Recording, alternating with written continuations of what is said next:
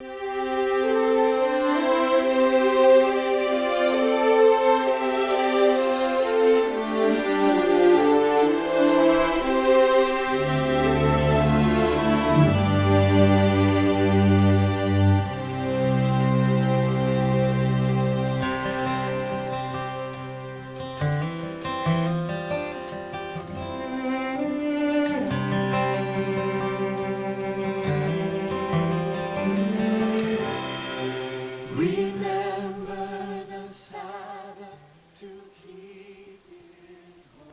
are to eat animals, including cows, birds, that is flying animals, creeping animals, and all the rest. And we did talk about the implication of eating unclean animals. And the Bible spoke about the diseases that accrue from those unclean animals. Now, Yahweh gave us food law for purpose of helping us eat healthy, live healthy, and to make sure that our lives is not ruined, our bodies are not decayed, our lives are not wasted because of ignorance. So to remove ignorance from us, he made sure that what goes into our body are clean. And at the same time, we must maintain not only what we eat, but our environment as well. Because both internal and external environment help to build a healthy body. So, having looked at all the diseases or the sicknesses that might accrue as a result of eating unhealthy, today we want to look at still on the issue of, cleanness and uncleanness, particularly the area that has to do with cleanness. And Leviticus 12 did tell us about purification of women. Purification of women after childbirth. After childbirth. Now, this has to do with issue of a woman who had conceived, bear the baby, male or female, and Yahweh says there must be a way you maintain cleanness that has to affect the mother and the baby, and as well the members of the public, particularly those that go into the sanctuary to worship. Now, he knows the human mechanism or the human body that he created. He understands what is inside and outside and around us, and what we can do to infect our body or to cause harm to our body.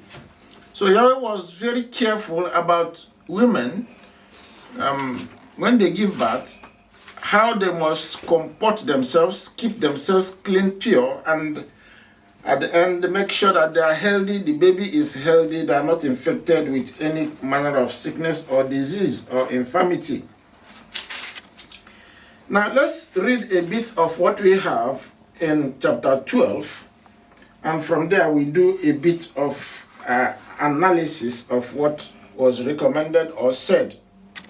Then Yah spoke to Moses, saying, "Speak to the children of Israel, saying, if a woman has conceived and bore a male child, then she shall be unclean 7 days, as in the days of her customary impurity she shall be unclean. So within those 7 days, she is considered unclean.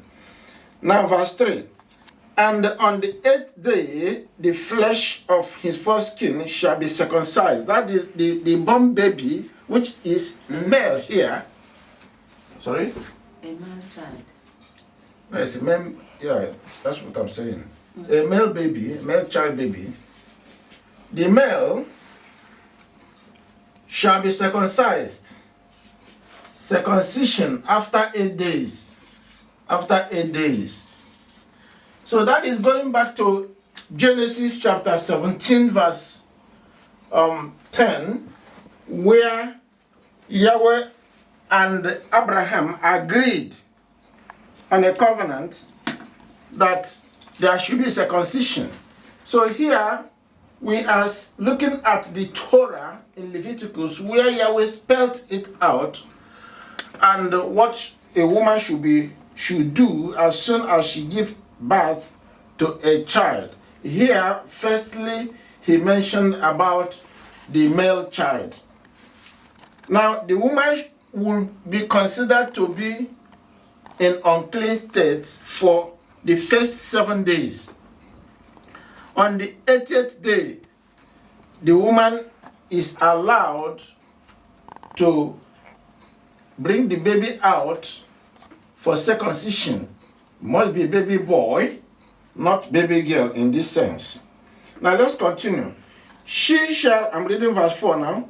She shall then continue in the blood of her purification 33 days. She shall not touch any hallowed thing, nor come into the sanctuary until the 8 days of her purification are fulfilled. So the order is given, or the command is given, that after the baby is circumcised on the 80th day, now the baby boy will remain in the hands of the mother. The mother goes back into purifying herself or into state of uncleanness, which she is. She has to keep herself in the house for 33 days. For 33 days. That is for male, where the woman have given birth to a male boy or a male child. Now, there is slight difference between the man or the woman, the male boy, the male child, and the female child. There is difference. But verse 5 tells us, but if she bears a female child, then she shall be unclean 2 weeks. So for a male child is 7 days she will be unclean. For female to be 2 weeks. Then she shall be unclean 2 weeks as in her customary impurity, and she shall continue in the blood of her purification 66 days. So before she comes out of that state of uncleanness and goes into the sanctuary or tabernacle, it will take, for a female child, it will take 66 days. That is twice as in the case of a male child. When the days of her purification are fulfilled, whether for a son or a daughter, she shall bring to the priest a lamb of the first year as a burnt offering, and a young pigeon of a turtle dove as a sin offering to the door of the tabernacle of meeting. So here, by the time she is through, whether for the boy or for the girl child, the woman should go into the sanctuary to give a thanksgiving offering. Now, it is called sin offering and burnt offering. Now, if you remember in Leviticus chapters 1, 2, 3, 4, we did study about all these offerings and what they are for, the reasons why they are to be undertaken. Now, let's look at what is spelled out here. Number one, a male child has to be brought out for circumcision. The mother goes back into waiting until she will be cleansed for 33 days. Now, within that time, the woman will not touch anything that is holy, or Bible call it hallowed things, until the end of 33 days. And she will not go to the sanctuary, assembly or sanctuary or tabernacle for meeting or worship. She should stay home. Now, the difference between the male child and the female child is that the mother has to stay 2 weeks. 2 weeks, and after the 2 weeks, she will continue till the end of 66 days, and from there, she will go into the sanctuary to allow the priest to do the sacrifice, the burnt sacrifice and the sin sacrifice. Now, what is the difference between what was happening then to what obtains today? Do we really have this going on today, or is it nailed at the tree or at the stake when Messiah came? Did he abolish this law of purification? Did he remove it? Now, in the part of the world I came from, the Igbo land in Nigeria, this culture is maintained amongst the Igbo tribes in Nigeria. A woman gives birth, she stays home. I never knew that this is exactly what is from the scriptures until I began to read the Bible itself, understood that this is what Yahweh recommended Israelites to be, doing. Now, our people, they do keep it up to today. The woman is not allowed to be going to kitchen to cook. People will be helping her to do that for the period or duration of her stay. But somehow, there is elongation of time in Igbo land. I think it's about between 60 and 90 days, which is about space of 3 months. The woman will be home. She will not go to the sanctuary or church, as it were, and we are calling it. And she had to stay home until she finishes the time of her purification, which is at the end of recommended period. Then she will go to the church to, to thank Yahweh.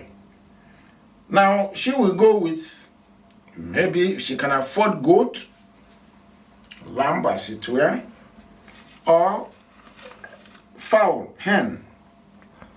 Then that will be given to the reverend or to the whoever is in charge, and the woman will be prayed for, and the baby as well. This is not circumcision. It's different from circumcision. Circumcision, you don't need to really go to the assembly service or sanctuary service. But in this particular case, where the woman will be ending the period of purification or uncleanness, she will go inviting, well-wishers, family members to the service. It's called outing. The woman will be going for, first time in the service or church to present herself. Now, within the period she is in unclean state, she will not be going to market. That is in Igbo culture. She will not be traveling or making long journey. And she will not be permitted to go into farming or work until she is discharged from the state she is. So at the end of the purification, the woman brings the baby to Yahweh, thanksgiving, and all the merriments they will commit themselves to. And that will be it. The woman will begin to function again in the sanctuary and in the things of Yahweh. So this observance is very, very important, is critical. And we see that in Luke chapter 2. Luke chapter 2, 21 to, let's go to book of Luke. When Yahshua was born, the same ceremony was performed in fulfilling the law of purification. I read from verse 21. And when 8 days were completed for the circumcision of the child, his name was called YAHSHUA, the name given by the angel before he was conceived in the womb. So at circumcision, a child is named. That is the custom. That is within the 8 days. And after the 8 days, the woman will continue. In the case of Yahshua, was a male child. The mother went back and stayed 60 days. 66 days. Is it? No, 63 days for the male. 63 days before she could allow formally to enter into the temple. Now, verse 22 says, now, when the days of her purification according to the law of Moses were completed, they brought him to Jerusalem to present him to Yahweh, as it is written in the law of Yah. Every male who opens the womb shall be called holy to Yahweh. Deuteronomy 18, verse 4. So, it's compulsory that every male that comes out, particularly the firstborn, must be handed to Yahweh, becomes child of Yah. Verse 24, and to offer a sacrifice according to what is said in the law of Yahweh, a pair of turtle doves or 2 young pigeons. Why turtle dove and 2 young pigeons? If the woman cannot afford to bring a lamb, now she can go with turtle doves or 2 pigeons, one for burnt offering, one for sin offering. So that is what the law commands. This is law of purification. Does it, or do we have to continue it, or do we have to, even at this our time, continue to do it? Yes, the Bible said it must be done. We can see it done in the New Testament, where Yahshua himself was used as example to us. No law of Yahweh is cancelled. The aspect that is removed in this particular purification is the burnt offering, where now we don't use animals or pick up animals, whether lamb, whether goat, or turtle dove, or pigeon, and burn them, or kill them, or shed the blood, and sprinkle it upon the individual. That is no longer feasible. Yahshua paid that price, because anything that has to do with sacrifice was shadowing the coming of Yahshua.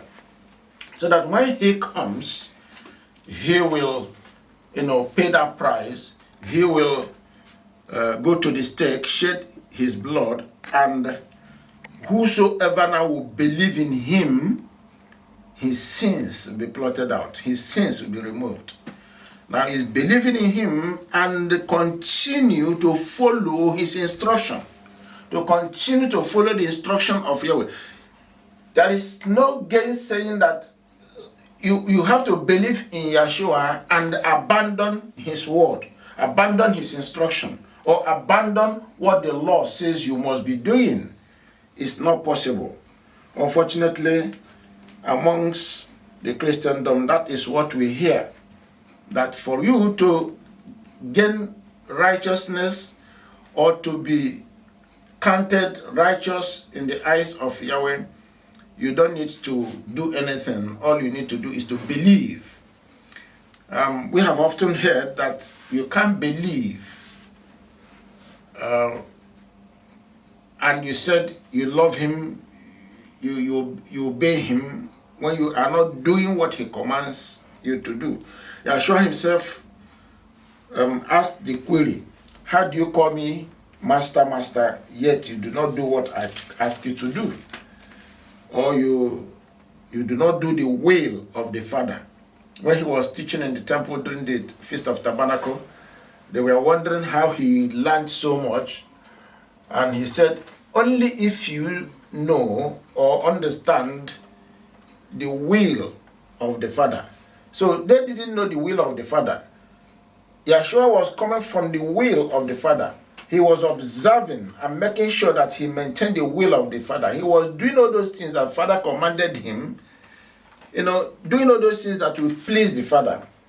So that was why he was giving so much wisdom, knowledge, understanding from Yahweh, and he was doing so much that the Pharisees, the scribes, the rulers, they were not able to comprehend what he was doing.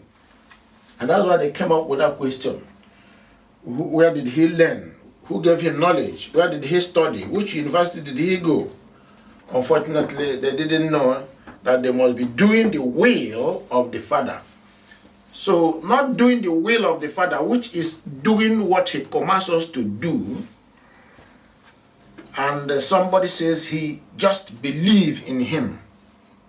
That doesn't solve, the problem of getting somebody out of sin, because all these things is to make sure that we are removed from the entanglement of sin. Once we do the will of the Father, he will take care of everything that is called sin in us. Let us go to chapter 13. Now, I guess that we must have read through chapters 12, 13, 14. There was a time I asked us to read all this up to chapter 15. I don't know how many of us, tried to do something about it. But nevertheless, all I'm going to do more is to discuss or make kind of analysis of what we have in chapter 13. And if we may touch chapter 14, that will be fine. Now, in chapter 13, we look at the regulations. The regulations about infectious skin diseases. So here we call it diseases. The law concerning diseases. We have looked at the law concerning purification. And the law that has to do with purification, remember, has to do with blood. The flow from the woman. How it will be taken care of. How the woman will comport herself, keep herself safe, secure herself, so that infection, she will not be infected with diseases, the baby will not be infected with diseases and all that. And by extension, the members of the public will not be infected if anything happens. So Yahweh was very, very careful with Israel, telling them how they will live their lives, without contracting diseases, infections, infirmities, all those things that will bring them down.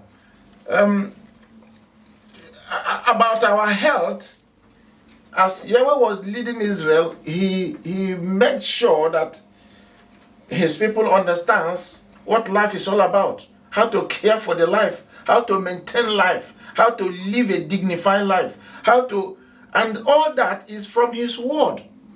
All that is from his word. If we will pay attention to the word of Yahweh to the letter, then sicknesses and diseases will be also taken care of in a way. In most cases, Yahweh will want us to, go into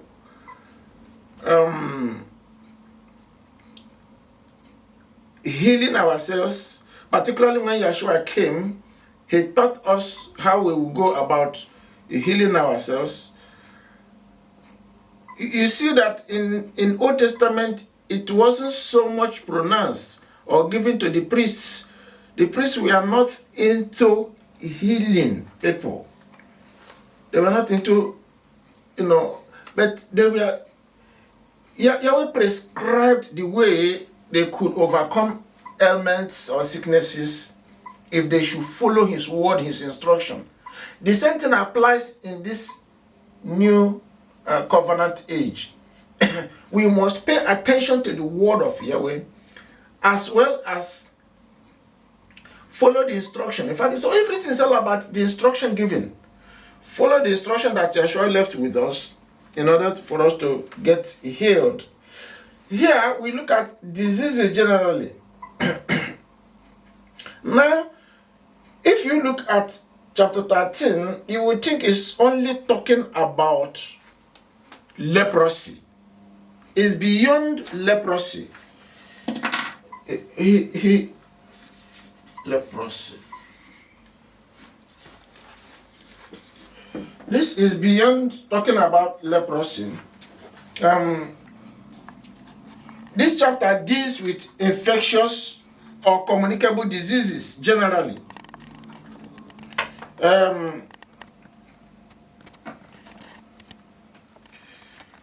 We have the communicable diseases from verses 1 to 46, and the ones that relate to or affect objects, you find it from 47 to 59. So you look at that chapter 13 is broken down into two. The diseases that has to do with people, with human beings, and the diseases that has to do with objects or inanimate objects. The conditions affecting people were primarily skin diseases or diseases such as smallpox and measles that manifested themselves in the life of the people, particularly looking at human skin. All this, whether it's measles or skin disease, all of them attacked the skin. Now, Yahweh wants us to care for our skins and make sure that we put our eyes, because before anything that attack the skin will penetrate into the body, that means one must have been either ignorant or one must have been lacking knowledge on what to do to ensure that his body, the flesh in particular, the skin, is taken care of. Most times we are very, very careful we are not forthcoming maintaining our skins. Skin diseases was obviously important in ancient Israel, not only because of its visibility, because within the outer layers of the body, you can easily see the skin, can easily touch the skin, can easily interact with the skin, can easily mingle your skin with some objects, some things around you, and things can touch you. You can touch people, you can move closely. So Yahweh was very careful about how we live our lives, comport our lives, and to make sure that at the end of the day, we properly manage our skins. It readily identified an individual as being ceremonially unclean. Verse 3 there, look at, the what it called ceremonial uncleanness. When a skin is infected, Yahweh now try to put the eyes of the priests because the priests were like moderators. They were health officers or health officials of Israelites. They didn't have nurses, so to speak. They didn't have doctors within their own time, though most of the people somehow were knowledgeable in the areas of herbs, curative, whatever. But here, the priests were really, really empowered physically, spiritually, to have knowledge on how to identify what kind of ailments constitute contagious disease, and that will make somebody ceremonially unclean. And once it is spotted that somebody is ceremonially unclean, the person is quarantined or isolated. Skin diseases easily spread from one person to another, which is to say could be contagious, and thus endangers the whole community of people. Now, like laws concerning cleannesses, which we looked at in chapters 11 to 12, the laws about infectious skin diseases had actual purpose. There are, purposes for that. Number one, they prevented anyone who was ceremonially unclean. That was the reason Yahweh instituted or make sure that such law as taking care of ourselves or diseases was made manifest.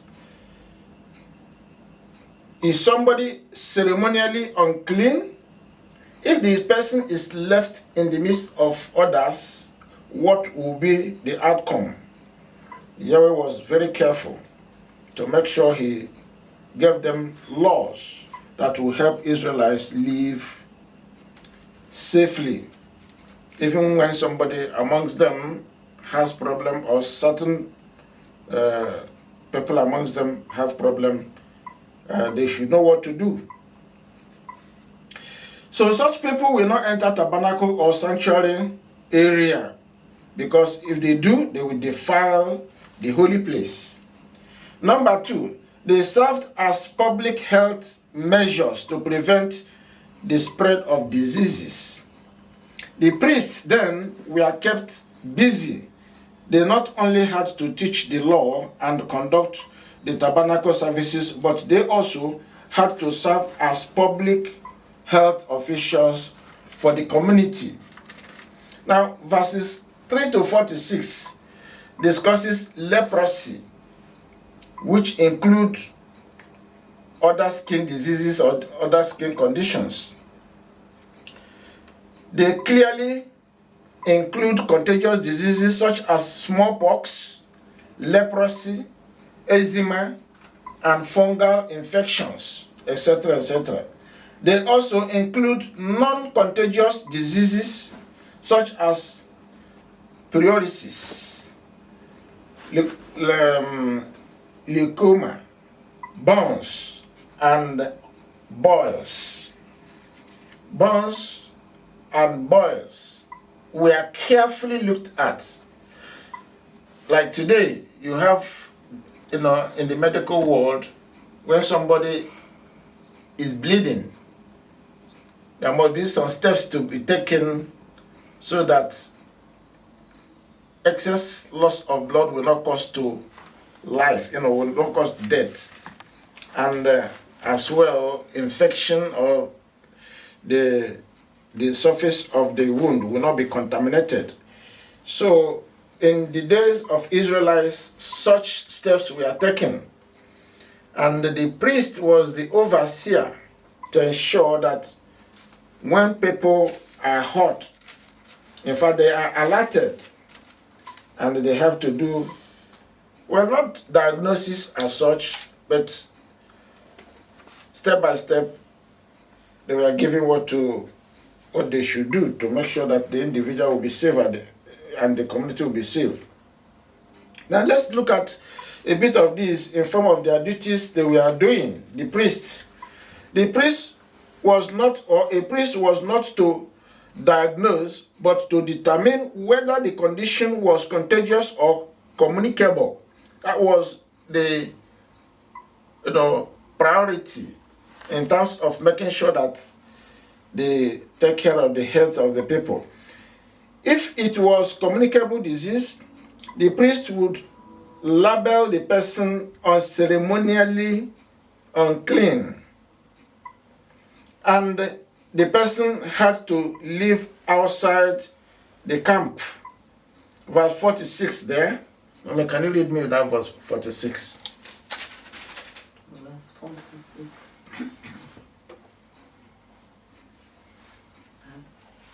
All the days wherein the plague shall be in him, he shall be defiled. He is unclean. He shall dwell alone. Without the camp shall his habitation be. So, as the priest checks the person, if the person is found unclean, the person have to be taken outside the camp. Outside the vicinity that the people or public live. They have designated camps or areas or places where they put or keep such people, or they allow such people to go and stay. In today's balance, the person would be quarantined. Now, no medical treatment is mentioned to be applied by the priests. That means the priest was not really going into the medical area or going in to look for herb or going in to look for one thing or the other to make sure that the person is healed. But how were they healed? How were the people, at the end of the day, meant to be well? The priority here we see is to make sure that the individual is isolated from the rest of the people so that the people or the public will not be contagiously affected. In the Old Covenant, the only effective remedy for infectious or communicable diseases was to quarantine or isolate the person. Call it isolation. In the New Covenant era, Yahshua gives power and authority to heal. So, for the pastors, for the evangelists, for the teachers, for the teachers of the world and those who handle the law, they are given power. They were given power. For instance, Yahshua himself demonstrated how to go about healing. Matthew chapter 8, 1-4. He showed the example there. Verse 5-13 there as well. Verses 14-17 in Matthew chapter 8 showed the example of healing in those. In Matthew 9, 18-26, example also was given. In Matthew 9, 27-34. Particularly in chapter 10, verse 8, is authority. Here, he gave authority. In the other chapters and verses we quoted there, he was doing the healing himself. But here, he singularly handed to the disciples, to the apostles, power and authority to heal the sick, to cast out the devils, and to, just restore them. So that power was given them. Now, we can pose a question here. Does this chapter, that is chapter 13 we are discussing, that is talking about diseases, does the chapter imply or suggest that diseases are caused by or are associated with sin? Diseases, are they caused or did they result because one sinned? Or is disease a sign of moral uncleanness? Can anybody respond to the question? I hope we understand it. The question says, the very chapter we are looking at that is discussing about diseases, does it imply or suggest that disease is caused by or associated with sin? Or is disease a sign of moral uncleanness? Both. Can you give us brief idea of what you know in the both? If people are not keeping to the instructions, or like a woman who has just delivered a child, if she's not keeping to the instructions given to her, she will be infected. She will have sin. It's the same thing applying to when we did not obey what Yahweh says. If we did not obey His word, we may likely have sick and fall sick, because that obedience is not there. Opposite of obedience is, we say the person has sinned. So both are going together. When we sin, the people get problem like sickness and finally death. So that is why it is both. Yes, I've only heard both in the sense that disease can come as a result of violating Yahweh's law or commandment or instruction.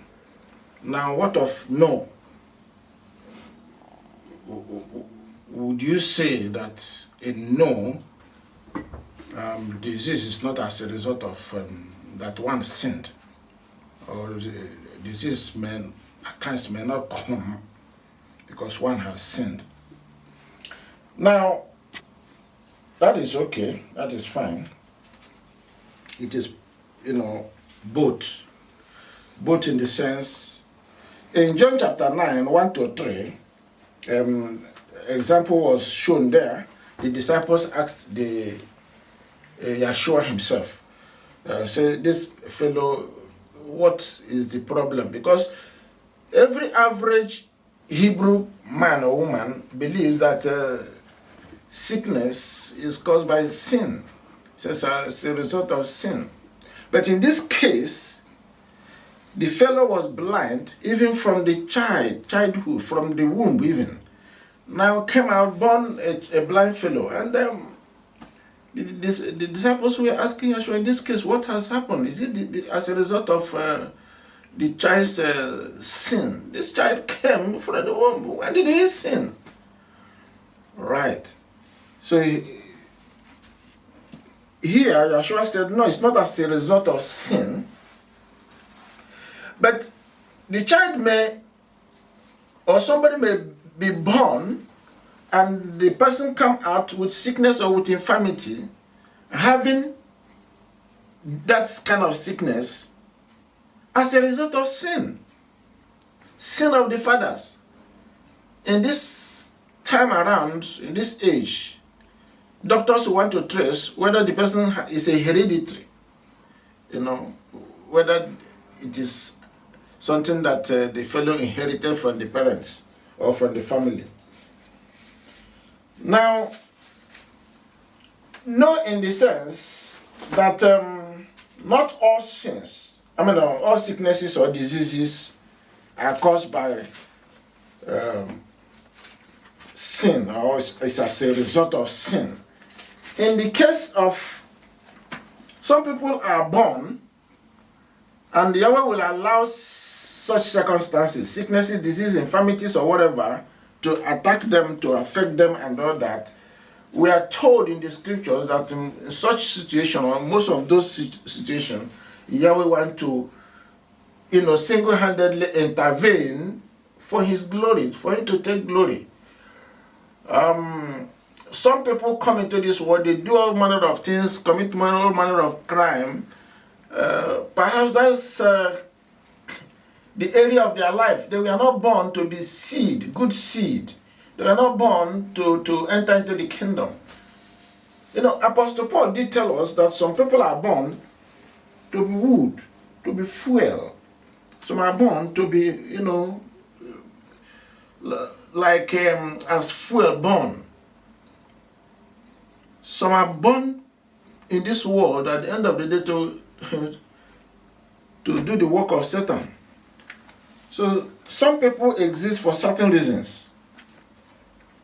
Now, where there is serious sicknesses, in most times, Yahweh's hand may be in control. At the end, he will remove that situation or sickness, and all the glory will go to him. Majority of the situation, somebody is sick or somebody is infirmed because of original sin. We read in Genesis chapter 3 what happened in the Garden of Eden. Adam and Eve, they disobeyed. They violated Yahweh's instruction. As a result, all human beings caught the plague of diseases and infirmities. It became inherent. It became hereditary in the life of humanity. That in as much as human being carries sin in him or her, the person at one point or the other gets infirmed, because sin is readily a source of causing decay to the body. Disease is a sign of decay and death. This was the punishment Yah gave mankind because of Adam and Eve's sin. Sin is rebellion against the will or word of Yahweh. For instance, not following Yahweh's kosher law or food laws results in serious diseases and sicknesses, such as we see today happening. People eat fresh, foods, certain fresh foods, seafoods. Eating them fresh, eating them raw can endanger one's body. Why? Somebody has not listened to Yahweh. Yahweh's word says, don't do that, and they go and do it. What will result? Now, they'll be contaminated. Their bodies will be contaminated. And at the end, the sickness will condemn the body and death will follow. Sinful behavior receives punishment by way of affliction with plagues and diseases. E.g., we see that in Egypt. We read in Exodus chapter 7, 20 to chapter 7, from verses 20 to chapter 12, all that way, talk about the 10 plagues. And in these latter days, we are told that there will be serious plagues on earth. Bible describes 7 plagues, but they are beyond 7 plagues. So many of them, but majorly it's captured in 7. So that is as a result of not listening to Yahweh. Leviticus 26, 14 to 16, Numbers 12, 9 to 15, 2 Chronicles 26, 14 to 31, and Numbers 12, 9 to 15, showcases afflictions that come with plagues and diseases as a result of people, hardening their hearts and removing their ears from the word of Yahweh. So doing that produces sicknesses, plagues, diseases that ordinarily would not have come if somebody or if the people were to listen to the word of Yahweh. However, in most cases of illness, we are not to make moral judgments about the immediate cause of that illness. When somebody is sick, you hear somebody is sick, don't stand up and conclude. Don't stand up and begin to give a verdict or judgment. Oh, the person is sick because of his this or that. You may not be, doing the will of the Father, and the miscarriage of justice or judging people when it is not in the will, within the will of the Father, is wrong. We are asked not to judge. The people with infections, diseases. Can I ask this question? Okay.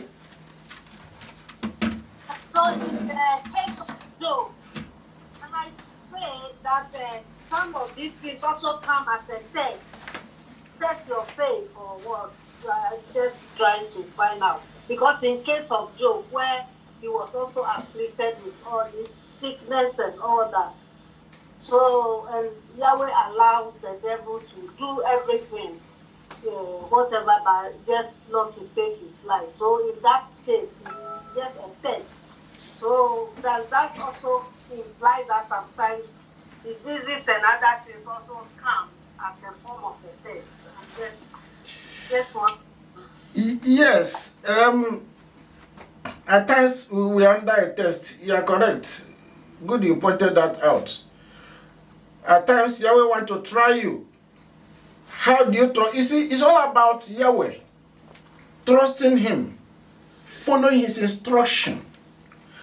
Now, at times we want to say, Yahweh didn't, I've prayed, I've fasted, I've done everything, Yahweh didn't heal me, and therefore that's why you see many people running from one religion to the other, one pastor, one man of this, one man of that, who they think they have power more than Yahweh. At times it could be as a result, Yahweh is watching and trying to test the person or the people. And in most cases, somebody like Apostle Paul had serious infirmities. If you are reading the Bible and all the epistles he wrote, you wouldn't believe that Apostle Paul had a very serious ailment that was undermining his health. But he kept on. He said he asked the master, YAHSHUA, to remove it. And at the end he said he got, in fact several times he tried to make that attempt, but he was asked to live with it. And we read in parts of the scriptures where it was said that his grace is sufficient for him. That's where that statement came about. Do you know why Yahweh would want such to happen? To every average human being, I believe that there is something that Yahweh is always, He would like to live in people. Call it ailment, call it sickness, call it disease. At times it will look terminal. As if something that will snatch or take away the person's life. Yahweh want to leave such a situation for you to know that you are human. You are capable of death at any moment, and for you to get tapped, connected to Him. So when you want to go outside the way, you kind of get a scratch or pains or reactions on all those, whatever that infirmity is, to keep on reminding you how close you must be with Yahweh, to keep on, making sure that you are not living His way or His word, that His grace will continue to, help you to continue to live that your life. And that's why Apostle Paul said his grace was, sufficient for him. Because we need to understand, at times, I'm telling you, if we are 100% healthy, it will not be long. Somebody will just forget Yahweh completely. Because that's why Adam and Eve were very easily deceived by the woman. I mean, by the serpent. Particularly the woman. She didn't even think about the word of Yahweh any longer because she was fine. Her health, everything, environment, everything was perfect. So she didn't even know what sickness was, or problem, or disease, or whatever, death at the end of the day. And you find out that you ask me, people living in this life or this time, this age, how they condition themselves in terms of looking at the word of Yahweh, how they could stick to the word of Yahweh and make sure whatever comes their way, make sure they hold to the word of Yahweh. Why is our people today not holding to the word of Yahweh? People have been taken away because, one, there is so much pressure. To some people, there is so much pressure. Pressure to make ends meet. Pressure to overcome problems, afflictions, to, feed themselves, feed the family, live like every other human being. And again, society in which we live have eroded and corrupted our mind to the point that we must be like them. We want to be like them. We want to measure up like them. So some people talk about this walk. Some people walk and walk and walk and walk. They don't care. Observe all the rules and regulations of Yahweh. No way. So people want to maintain certain status quo in this our age. So it takes them away from the word of Yahweh. All that Yahweh is doing is continue to look unto me, trust in me, have faith in me, then I will be a problem solver. No matter what the situation is. Because once human being failed, as soon as Adam and Eve failed, human beings got corrupted. So we are liable to ailments, sicknesses, diseases, and all those things that afflict our body. But Yahweh says, my grace is sufficient for you, provided you put your eyes on me, provided you serve me, you keep my instruction, you will overcome. So that is what we are asked to do in order to make sure we will not step away and encounter trouble in our lives, because we don't have grace outside Yahweh. We don't have grace to live our normal life if we step away from Yahweh. Now, let's look at 7 types of sicknesses or skin diseases that we are mentioned in chapter 13. Now, verses 2 to 8 up to 9, 2 to 8, there is swelling or rash that was discussed there. It's like a bright spot, where there is a bright spot in somebody's skin. This might not become an infection or infectious skin disease. So it's a dreaded kind of situation. They have to watch out. Another kind of skin disease that have to be watched out is those that the Bible calls infectious skin disease. Verses 9 to 17 there. Verses 9 to 17 there. Verses 18 to 23 talk about boil. Verses 24 to 28 talk about burn. Easily fire, hot water, anything that is flammable touches the skin, the person gets burnt. And Yahweh wants us to take care of our skin, make sure that burn is handled adequately, or else it may breed in infection. Verses 29 to 37 talk about sore on the head or chin. 38 to 39 talk about white spots on the skin. And verses 40 to 44, loss of hair. Loss of hair. In this our time, loss of hair is always associated with cancer and other stuff. Sound principles of public health were applied. Yahweh made sure that sound principles of public health was maintained by Israelites. Although the priests were not expected to make an exact medical diagnosis, by applying these laws, they could determine if the person's skin or if the person's skin disease was contagious or not. Conditions that were superficial or which caused only whitening or scarring of the skin were considered non-contagious and therefore infection or infirmity, like boil, like burn, sore, provided they are adequately and carefully handled. White spots, most of these white spots can result to leprosy. All these ones mentioned are non-contagious or non-communicable diseases.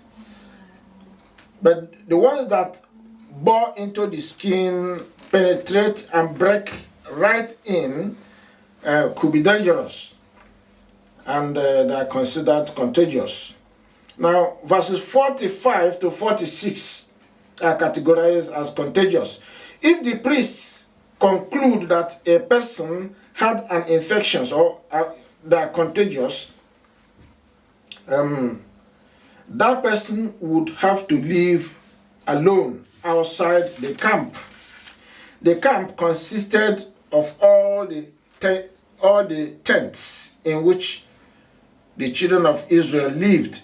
Not only were the diseased individuals isolated and cut off in this way, but they had to dress and wear their hair in such a way that other people could immediately identify them as unclean and thus avoid getting closer to them. At times, they make certain kind of noise or shout to identify themselves. If people are coming, that's a way people will know, but they themselves will have also to make certain pronouncements so that people will know that they are not clean, particularly amongst the leprosy people or people that are considered as leper. They even had to shout, "Unclean, unclean," whenever anyone appeared or approaches them. All of this was to prevent other people from getting their disease or becoming ceremonially unclean by accidental contact with one unclean or people who are unclean in this sense. Now, let's further look at regulations. There is this one that is called mildew, 47 to 59. That is the last portion of chapter 13 there.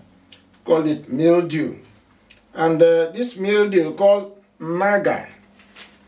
Naga is the same Hebrew word used in skin disease. That is to say, all these skin diseases that we are enumerated out there, but about 7 of them, were also, this mildew was also categorized as part of them. That is, the same word was used. And if one is not careful, we might miss it. But in Hebrew, there's a way they recognize which one is which when it is mentioned. Thus, the word was a general term describing a condition with a rough, discolored appearance that affected both skin and household materials, and which was easily transmitted from person to person or from object to object. Mildew is caused by various kinds of fungus, it is destructive and it can spread. The same principles of prevention that applied to skin disease also applied to mildew, except that with mildew, the contaminated article had to be burnt. If it is an article, because mildew attack the skin, also attack objects. And that is why it is a very serious and dreaded kind of ailment. And one must be very careful. Mildew, Sister Felicia, can you help us here? Mildew, is it comparable with mold?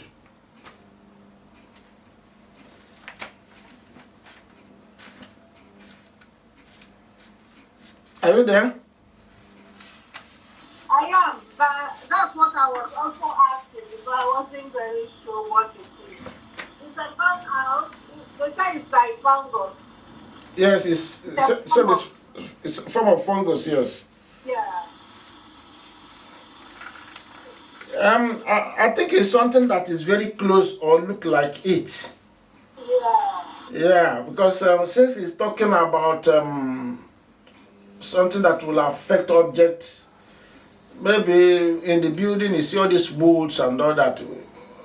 Mold itself is contagious. It can affect human body and cause sickness. Well, in the same measure that applied to taking care of other diseases, we are asked to make sure that it's all about, in this sense, I think it's all about cleanness, taking care of environment. Because once you talk about objects, now it has to be, you have to be talking about the environment which people live. Once your environment is clean, and that will be, that area will be sorted out. But where the person is attacked, the person has to follow the principle of isolation or quarantine. So here we have looked at, in chapter 12, in chapter 13, about diseases that may occur, infection, if we are not taking proper care of ourselves. And taking proper care of ourselves is to know what the word of Yahweh says, what the Lord said. At every point in time in our lives, we must be conscious of what the word of Yahweh is saying, is telling us to do. Because that is where we get knowledge, get understanding, get direction, and know what to do. If you don't know what to do at any point where, maybe unknowingly to you walk into a situation or condition that is unhealthy, what will you do? How do you go after taking care of yourself, making sure that you will not get harmed? So paying attention to the word of Yahweh helps to give us instruction, guidance or directive so that we will not be harmed. Finally and quickly, let's look at chapter 14. I want to do it as quickly as possible. It's talking about cleansing from infectious skin diseases. Now here Yahweh is now trying to prescribe how we get ourselves cured or cleansed. And this has to do with, still the law. Paying attention, putting ears to the word of Yahweh. Now the priests also come in handy in this particular area in terms of healing. Now, number one, disease is symbolic of sin, which we mentioned before. Healing includes physical washing with water plus symbolic washing away. So there are two ways of going about healing. Physical washing with water and symbolic washing away. Now, there is something that is in baptism. When we go into water, we dip ourselves, the whole of the body is covered. It's a symbolic way of washing away. In Acts of Apostles, Paul, when he was called, he was told to, go into the water. That's when he was called to go and baptize in the name of Yahshua. So Aeneas that called him told him to go into the water, dip himself, so that the water can wash away his sin. Is it the water that washes away sin, or washing away sin is made by the blood of Yahshua? Remember, the two work together. In John chapter 3, we are told about getting born again by water and by the Spirit. So symbolically, in baptism, you see the water and the blood playing out. So symbolically, water is important. It acts as a physical something and as well as a symbolic sign for washing. Now, spiritually, the Holy Spirit takes over from there. The individual is spiritually the inner person, the spirit of the person itself, also the heart of the individual that cause the person not to hear.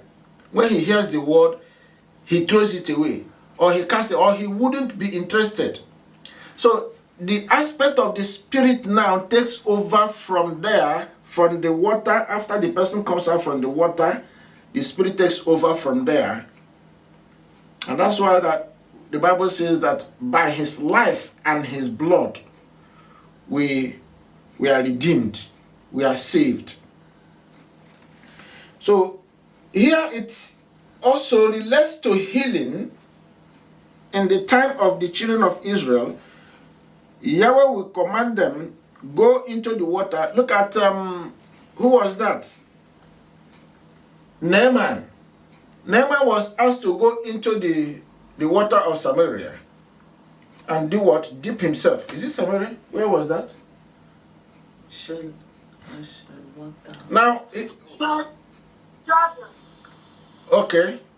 He was asked to go into the water, dip himself how many times? 7 times.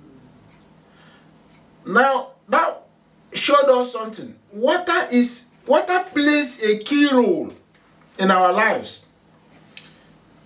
In fact, water does so many. Yahweh used water for many things. Do you know, I was having migraine, very serious migraine. And most of my time, my wife will say, oh, you don't drink water, drink plenty water, drink water. And I saw something somebody wrote. I read over I don't know whether it's paper or whatever. And YouTube, I picked something in YouTube. They were showing how water, does so many things and all that. As much as you take it in step by step as, they prescribed it. Since I began to practice it, take plenty water at the right time, the migraine reduced, seriously, reduced. And each time there is a gap, as if I didn't take the water as required, as my body would need. You see the migraine pushing up, and I'll be terrified within that particular period. So, water does so much.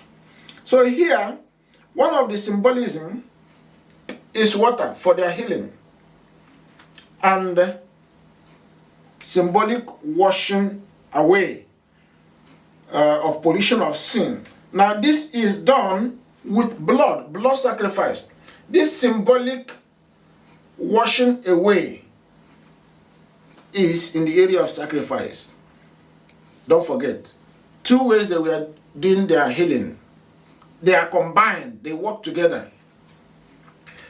You have the physical washing away with water and the symbolism of, washing away, which has to do with animal that has to be killed. That's why Yahweh will want to tell them, take blood. Take lamb, goat, turtle dove, pigeon, whatever. The blood that will come out of that animal, they will use it to do the atonement that is required. That is talking about the spiritual aspect. Once you are taking care of yourself in any situation, don't miss out the spiritual side. That's what Yahweh is trying to explain here. There is the spiritual aspect of all we do or that affect us. It's not only about the physical or going to the water, baptize. Some people go into water for baptism because that was all they can see. They don't see the spiritual implication of what they are doing. And if they miss that spiritual area, they will remain physical fellow, they will remain where they are. Though they may be going to doing everything that they're asked to do, but they are not there because their spiritual side hasn't been taken care of. For somebody to be healed, the spiritual aspect must be taken care of. And that is what led to sacrifices. Exodus 25, 17 to 22, Exodus 27, 1 to 8. All those blood sacrifices were mentioned and important. Number 2, that to kill a bird, blood of that bird has to be dripped into a pot of water. Then dip a live bird with the bloody water. What he's saying here is when the individual is to be cleansed, and that's why they have 2 turtle dove or 2 pigeon, the individual has to kill one of the animals. One will be alive. Now there will be a basin of water. The blood is spilled into that basin, and the live animal will be soaked in it and will be later released in the open field. That was part of what they were doing. That was part of the instruction. Yahshua did so much to us to deliver us from what the people of old were doing. And that's why the Gentile Christianity, when they look at most of all the things that Leviticus said and all that, when they look at, most of us who are coming from covenant way, they feel we are still in this sacrifice prescribed in the Old Testament. But they see it as something that is horrendous, something experience that a normal person may not be undertaken or going through. Somehow, Yahshua came and removed all those. So we in the covenant assembly, we can never go into all those animal sacrifices. That was the way the Israelites of old were, helping themselves, getting rid of sin, getting rid of sicknesses, getting in tune with Yahweh, returning back to Yahweh. But Yahweh now, in his infinite mercies and grace, now made it easier and very simple for us that if we are in obedient, we will easily get healed, get in good terms with him. So it's a great thing that Yahshua did to us. It's a marvelous work he worked out. Because most times, somebody has to perform about 4 sacrifices. Look at all those sacrifices. Sin sacrifice, burnt sacrifice, peace sacrifice, and all the manner of, guilt sacrifice, grace sacrifice. All of them you have to offer.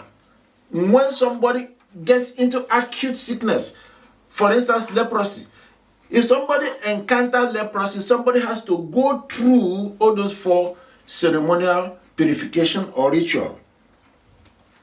Now let's continue. This symbolizes both paying the penalty for sin and the cleansing from sin. The bloody water that is sprinkled over the person.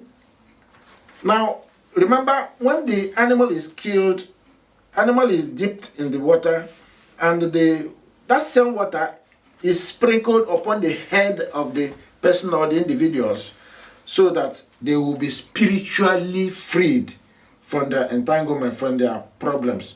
Verse 7 there, in that chapter 14, explains what we are talking about.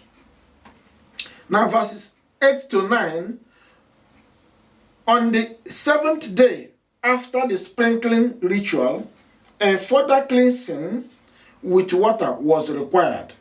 The significance of shaving off the person's hair is not explained to us in the scriptures, but it surely made cleansing of the body easier. Verses 10 to 20, on the 80th day, the person was to bring 4 offerings. 1, guilt offering. 2, sin offering. 3, burnt offering. 4, grain offering.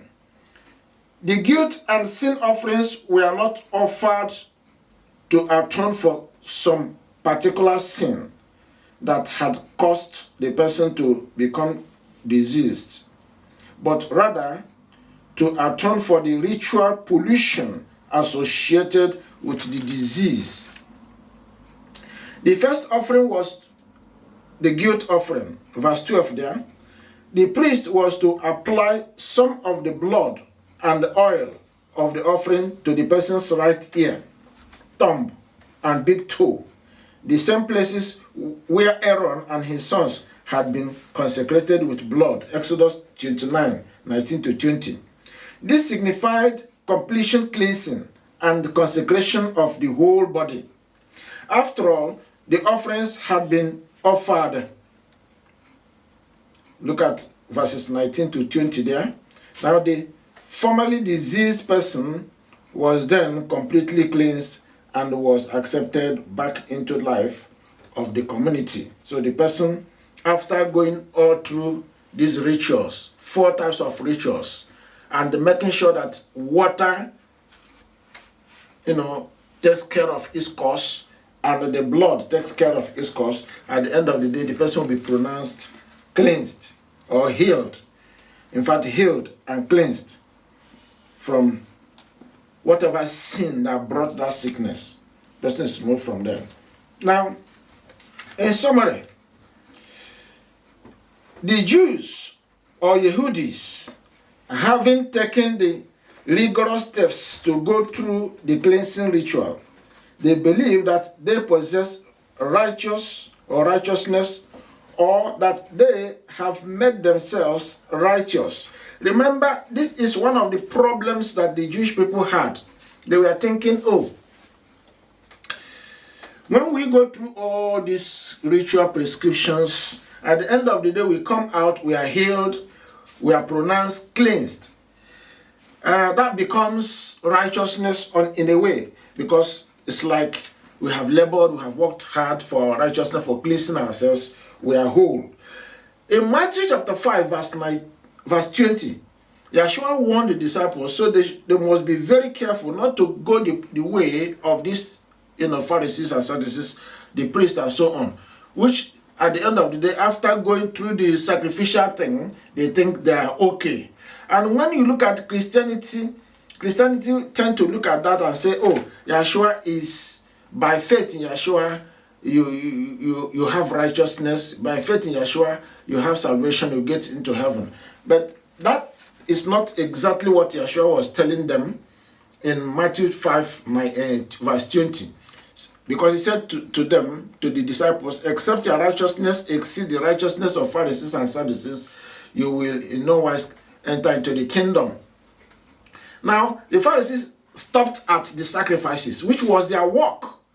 After we go through all these nitty-gritties, do all the rituals, we are secured. We have ourselves in the kingdom already. We are righteous. But it's beyond that. Because the whole thing that we've been speaking or talking about, that Leviticus is trying to demonstrate and tell us, is that we must put our ears to instruction. We must put our heart to the word of Yahweh. We must be doers of it. Then anywhere along the line, if we have any problem, we still look or continue to look at Yahweh, follow the steps of going through the ritual. Then when Yahshua came, it becomes a bit easier for us. Yahshua now removed the hard side of the whole thing. The rituals that we are making, the sacrifices that we are, that human beings or the Israelites were undertaking, all those stuff were removed. All we need to do is to obey the Father's instruction, obey the word that Yahshua taught us, follow it, and also have faith in him. Because he paid the price. He was the one that went and presented himself, gave his life. By his life, by his blood, we are now delivered. That spiritual aspect that has been horrendous in the life of humanity, that man cannot, help himself about. Yahshua went and handled that. Our deliverance from sin, from sicknesses, from diseases, comes from the work of Yahshua, whereby, the spiritual aspect we cannot, touch or find ourselves undertaking, he handled it. So all that he is asking us is that we must now believe in Yahshua. All those that believe in him, he has given power to become sons and daughters of Yahweh. That is what is required to us. We must believe, we must receive him, we must accept him, we must love him, we must do what he asks us to do. Then he now takes over. Whether it is our salvation, whether it is our righteousness and securing us into the kingdom, he takes over from there. So that is what is important in our lives and what we are called to do. So Yahshua, who became the sacrifice or the sacrificial lamb, atoned for the sins that caused us sicknesses, that caused us diseases, because it was a curse. Remember, Yahweh said anybody that breaks any of these laws at the end of the day will be what? Will be damned, will be cursed. The person will suffer death at the end. So that is the reason Yahshua came, to pay the price, take the cost upon himself, died for us that we might be saved. But Christianity and Judaism, they take different approach. They said by doing the sacrifice, they are okay. And though they are expecting their Messiah, the Jewish people, they are expecting their Messiah, unfortunately, they will get a very wrong Messiah, the Messiah that will even want to destroy them. Because Messiah have come and gone. Yahshua, the Messiah, he came and he prescribed the way forward for our lives.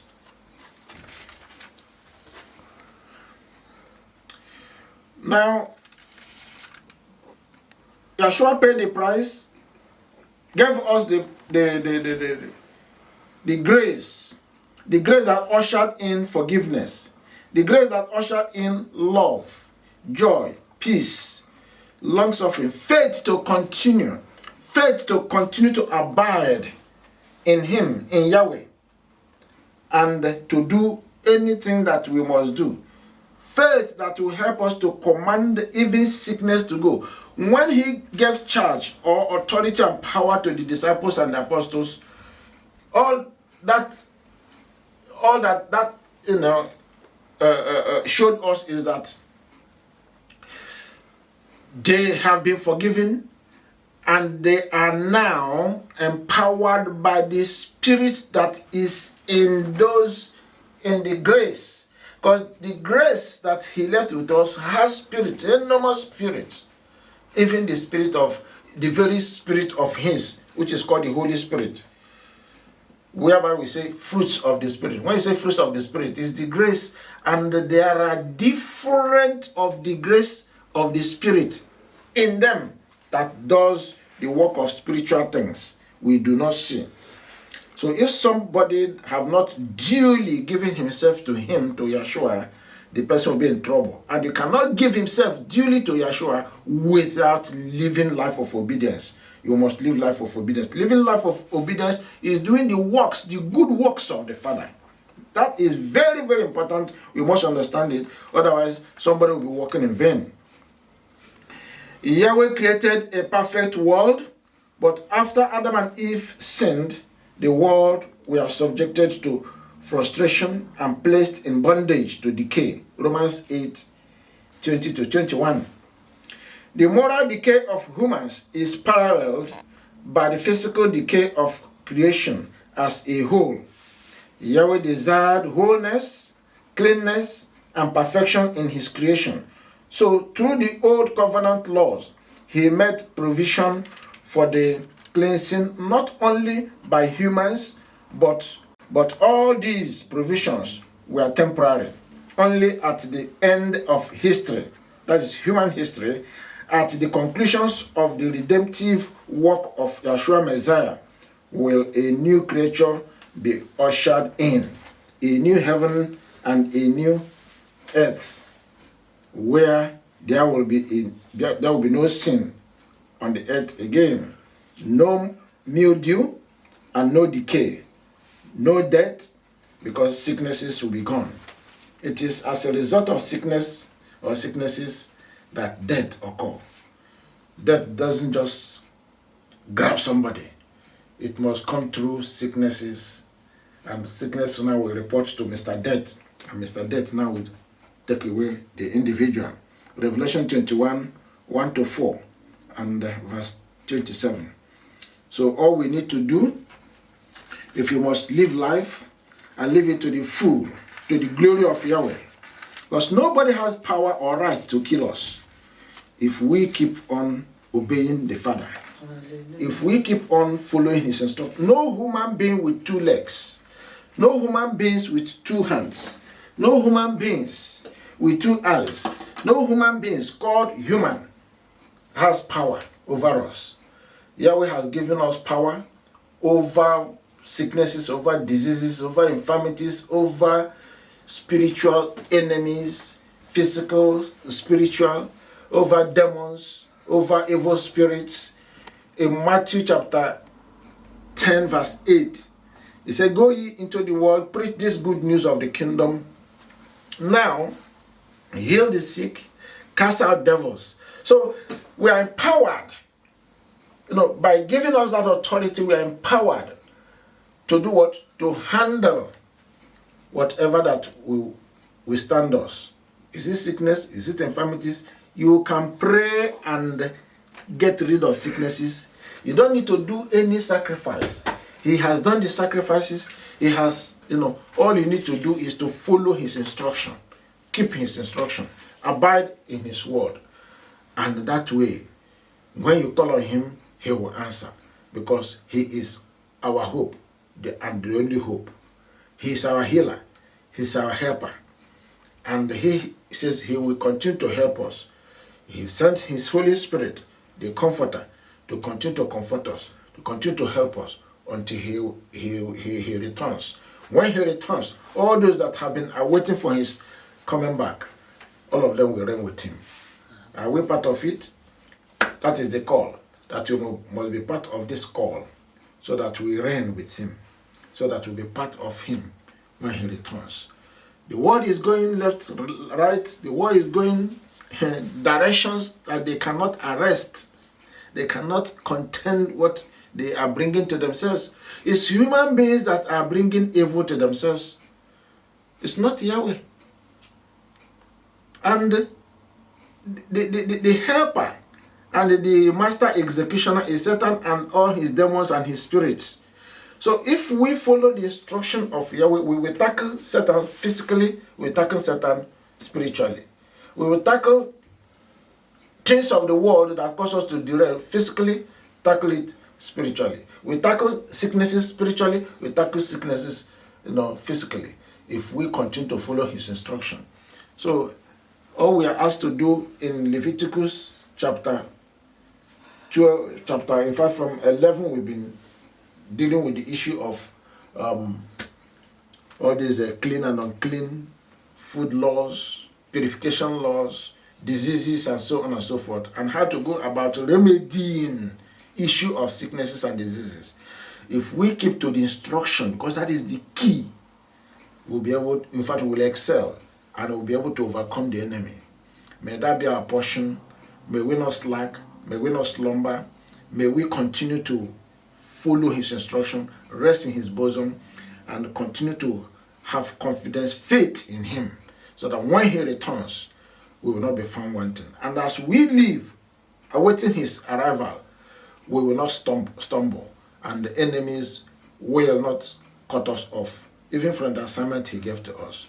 May this be our portion in Yahshua's name. Hallelujah. In the Sabbath,